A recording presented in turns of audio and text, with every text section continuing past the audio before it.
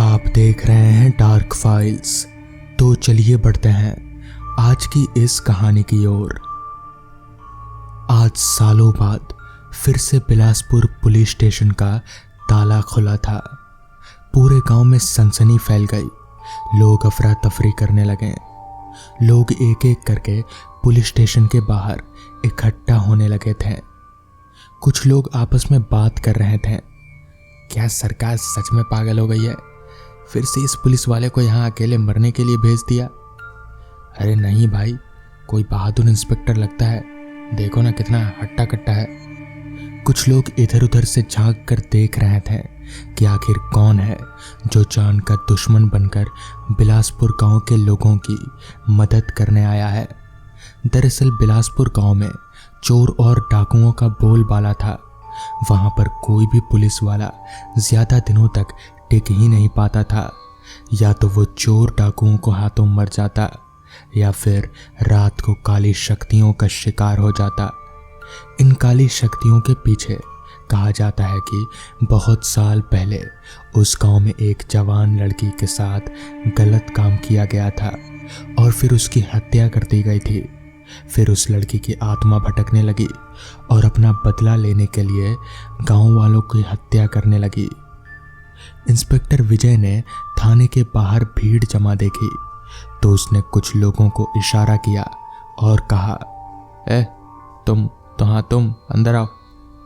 मैं करके कुछ लोग तो पीछे हट गए और कुछ भागने लगे, लेकिन फिर रमेश चाचा बिना डरे अंदर जाने लगे और फिर उनके साथ कुछ 2-4 लोग और पहुंच गए।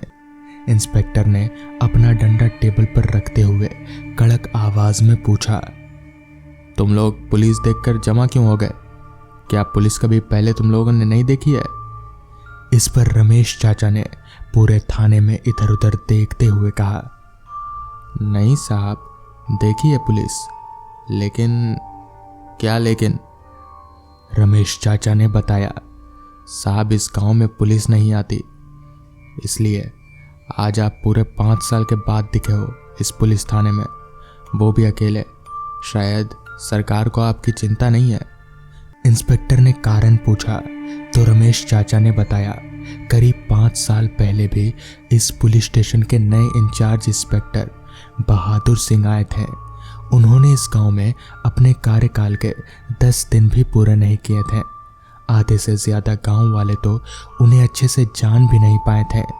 और एक दिन सुबह सुबह लोगों ने देखा कि उनके शरीर से उनका कलेजा निकला हुआ था और वो उस बरगद के पेड़ से उल्टे लटके हुए मिले थे और पीछे दीवार पर उन्हीं की खून से लिखा था, हर एक पुलिस वाले के साथ यही सलूक किया जाएगा। साहब ऐसी खौफनाक मौत तो कभी किसी पुलिस वाले ने इस गांव में महसूस भी नहीं की होगी। फिर इंस्पेक्टर ने उनसे पूछा, क्या आपको पता है कि ये सब कौन करता है? तो उन्होंने बताया, साहब आज तक पता नहीं चला कि कौन करता है, पर उस लड़की की आत्मा है शायद। इस पर इंस्पेक्टर ने पूछा, कौन सी लड़की? मैंने तो ऐसा कभी नहीं सुना। गांव वाले हंसने लगे और बोले, साहब आप तो आए ही पहली बार है, आपको कैसे पता होगा? इस पर रमेश ने बताया, साहब सुना है उस लड़की के साथ बहुत बुरा हुआ था और फिर उसकी हत्या कर दी गई। इस पर विजय ने पूछा, किसी ने उस लड़की की लाश या फिर उसके घर वालों से कोई मिला है? इस बात पर सब शांत रह गए। तभी रमेश बोला, नहीं साहब, हमें नहीं पता। गांव वाले पुलिस थाने से बाहर आकर आपस में फुसफुसाने लगे। मंगल ने रमेश चाचा से पूछा, चाचा कुछ अजीब सा नहीं लग रहा था वो? और तो और उस इंस्पेक्टर का हुलिया भी कैसा कुछ अजीब सा नहीं था? उसका चेहरा भी कितना डरावना था, ऐसा लग रहा था जैसे शरीर से बदबू भी आ रही थी। इस पर रमेश ने कहा, उससे भी ज्यादा हैरानी वाली बात तो ये है कि ये इंस्पेक्टर अकेला ही आया है। फिर कुछ दिन बीत जाने के बाद रात के अंधेरे में जग्गा और उसके साथी मिलकर थाने में उस इंस्पेक्टर को मारने के लिए आते हैं। तभी जग्गा बोलता है, सभी मिलकर थाने को चारों तरफ से घेर लो, मैं और महेश दोनों अंदर जाकर उसका काम तमाम कर देंगे। ठीक है सरदार, तब तक हम बरगद पर रस्सी डालकर तैयारी पूरी रखेंगे, समू ने कहा। जग्गा के इशारा करते ही महेश और जग्गा दोनों दीवार कूदकर अंदर पहुंच गए, लेकिन अंदर तो कोई था ही नहीं। जग्गा ने महेश की ओर घूर कर देखा। नहीं सरदार, खबर तो पक्की थी, लेकिन साला ये इंस्पेक्टर गया कहाँ? महेश ने डरते हुए कहा। तभी अचानक से तेज हवाएं चलने लगी। खिड़कियां और दरवाजे अपने आप बंद हो गए और उनके सर पर लटकती हुई लाइट हिल रही थी। सरदार, वो देखो, कुर्सी हिल रही है, महेश ने अपने सरदार जग्गू के पीछे छिपते हुए बोला। जग्गू ने डरती आवाज में कहा, अबे अबे ये इंस्पेक्टर है या भूत? अब तो हम भाग भी नहीं सकते, दरवाजा लॉक हो गया है। तभी कमरे की लाइट लगातार जलना बुझना शुरू हो गई। ऐसा होता देख जग्गा और उसके साथी डर की वजह से उनकी हालत खराब हो रही थी। वो बचाओ बचाओ चिल्लाने लगे। तभी जोर जोर से हंसने और डरावनी आवाजें सुनाई देने लगी। आवाजें इतनी तेज और डरावनी थी कि महेश और जग्गू के प्राण ही निकल गए। अगली सुबह बरगद के पेड़ के नीचे बहुत भीड़ जमा थी। जग्गा और महेश दोनों उल्टे लटक रहे थे और सामने दीवार पर खून से लिखा था, अगला नंबर 13। सभी लोग हैरानी से इंस्पेक्टर की ओर देख रहे थे और इंस्पेक्टर विजय शांत खड़ा सब कुछ देख रहा था। रमेश चाचा इंस्पेक्टर के पास आए और बोले, साहब हमने पहले ही कहा था, आपके पास अब भी वक्त है, अगर आपको अपनी जान प्यारी है तो वापस चले जाओ। इंस्पेक्टर के चेहरे पर रहस्यमयी मुस्कान थी। उसने कहा, आप मत फिक्र करें, सब ठीक हो जाएगा। जग्गा के बाकी साथियों को जब पता चला तो उन्हें बड़ी हैरानी हुई। सबने मिलकर मीटिंग की। कल्लू ने चिंतित होते हुए पूछा, उसके साथ और कितने पुलिस वाले हैं? सोमू ने बताया, सरदार केवल अकेला है। इस पर कल्लू बोला, फिर कैसे अकेला इतनों को मार सकता है? सामू ने कहा, सरदार कहीं ये उस बुरी आत्मा का तो काम नहीं है? सरदार सब पर हंसने लगा और बोला, ऐसी कोई लड़की ही नहीं है, ये तो पुलिस वालों और गांव वालों को डराने के लिए हमारे द्वारा फैलाई गई एक अफवाह थी, ताकि लोगों का ध्यान हम पर कभी जाए ही ना। अब हर रोज सुबह गांव वालों को 1-2 डाकू और क्रिमिनल्स उस बरगद के पेड़ पर उल्टे लटके हुए मिलने लगे। एरिया में लगभग सभी नामी गुंडे और डाकू बरगद के पेड़ पर लटकाए जा चुके थे। अब ये खबरें अखबार में छपने लगीं। लोगों के मन में प्रश्न आने लगे थे, इन वारदातों को अंजाम दे कौन रहा है? अब बात प्रशासन तक पहुंच गई। लोग इंस्पेक्टर विजय का भी नाम उछाल रहे थे।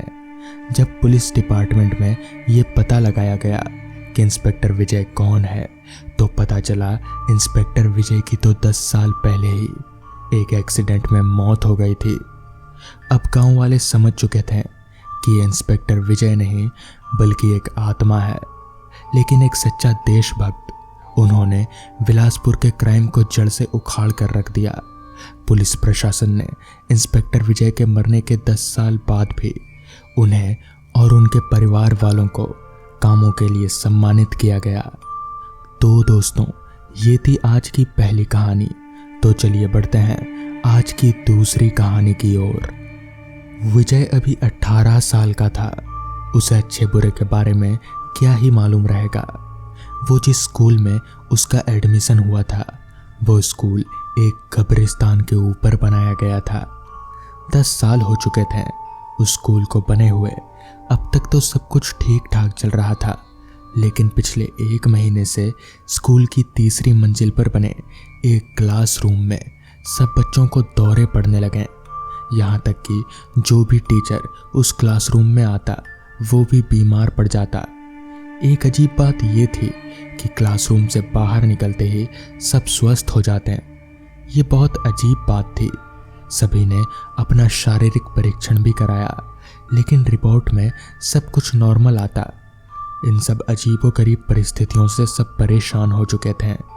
एक वक्त ऐसा आया कि उस क्लासरूम को हमेशा के लिए बंद कर दिया गया, उस पर ताला लगा दिया गया।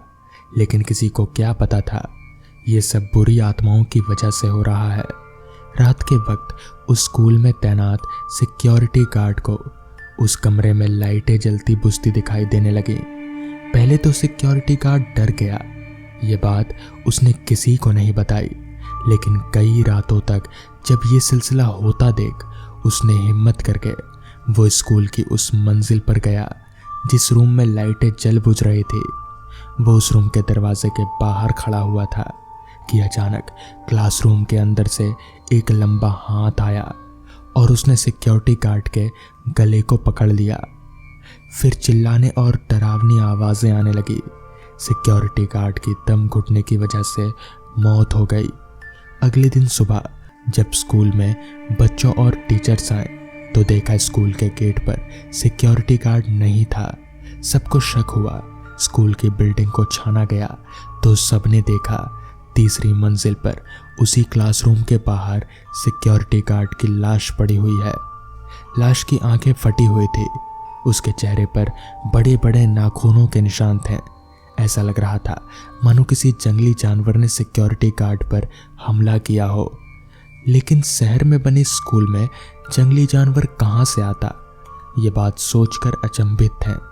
तभी एक विद्यार्थी की नज़र रूम के दरवाजे पर पड़ी जिस पर नाखूनों से लिखा हुआ था, ये जगह खाली कर दो वरना सब मारे जाएंगे। देखते ही देखते वो दरवाजे पर लिखे शब्द अदृश्य हो गए। सिक्योरिटी गार्ड का अंतिम संस्कार कर दिया गया। दहशत के कारण कुछ दिनों तक स्कूल को बंद कर दिया गया। कुछ महीनों बाद जब स्कूल दोबारा खुले तो सब उस बात को एक खौफनाक सपना समझकर भूल गए। कुछ दिनों तक सब कुछ ठीक चलता रहा, लेकिन क्लास में पढ़ाई के वक्त सबको डरावनी आवाज़ें सुनाई देने लगी। सब बच्चों और टीचर्स को लगता कि उनके इर्द गिर्द कोई टहल रहा है। स्कूल के प्रिंसिपल को भी जब ये महसूस होने लगा तो उन्होंने एक तांत्रिक को स्कूल में बुलाया।